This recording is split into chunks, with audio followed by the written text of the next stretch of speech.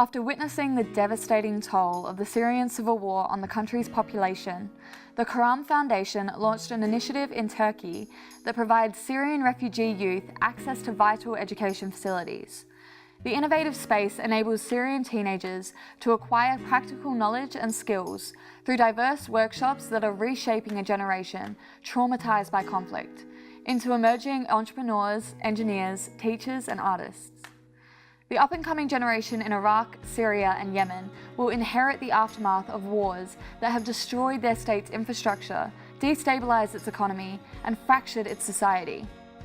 50% of each population is under the age of 24, but the conflicts in each country are at varying stages, and thus range in both the immediate needs and the long-term challenges that loom over the reconstruction and reconciliation process.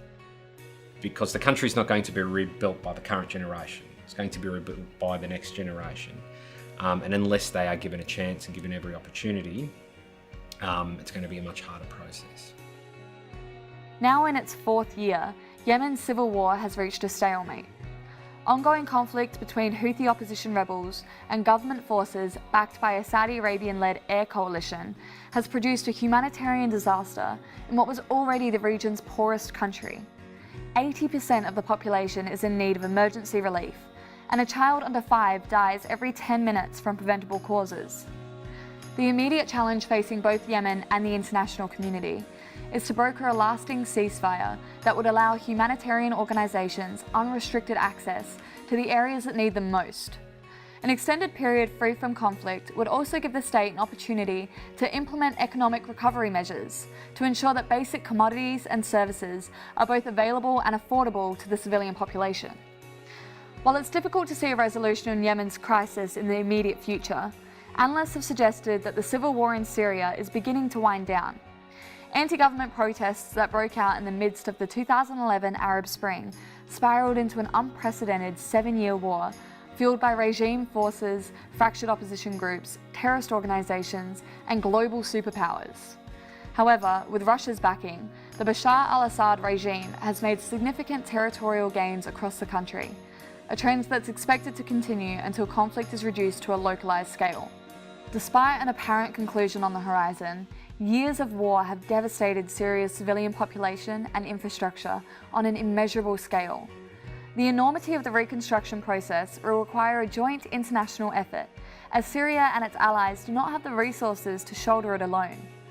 One of the most crucial decisions that the country will face is where to focus the resources that they do have, such as which neighbourhoods to rebuild first and which public services to prioritise in order to accelerate the country's redevelopment. Iraq has repeatedly faced similar choices, having endured decades of cyclical conflict, including the 1980 Iran-Iraq War, the 1990 Gulf War, the 2003 Iraq War, and most recently the Islamic State insurgency. After 3 years of violence that saw militants overrun almost a third of the country, Iraq's Prime Minister finally declared victory over the terrorist organisation in December 2017. In the vacuum left by ISIL, the state will need to meet humanitarian requirements and simultaneously implement measures that encourage long-term political, economic, and social stability. Okay, you've defeated them militarily, and now you're going to rebuild schools and water and whatever. But how do you defeat them ideologically? In early 2018, the United Nations launched the Iraq Recovery and Resilience Programme, a 2-year initiative with a series of measures designed to immediately improve the daily lives of local individuals and communities. Focus areas include establishing anti-radicalisation support programs, expanding political participation, and promoting youth entrepreneurship. While the program can build on the partial sense of unity that emerged in the wake of ISIL's defeat, a generational mistrust in government systems and an underlying feeling of inherent injustice have also developed both within Iraq and across the region in Syria and Yemen.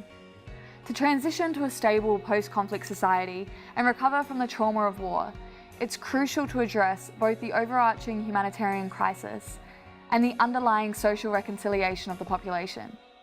Due to conflicts largely outside of their control, the majority of youth in Iraq, Syria, and Yemen have been deprived of years of schooling and stability.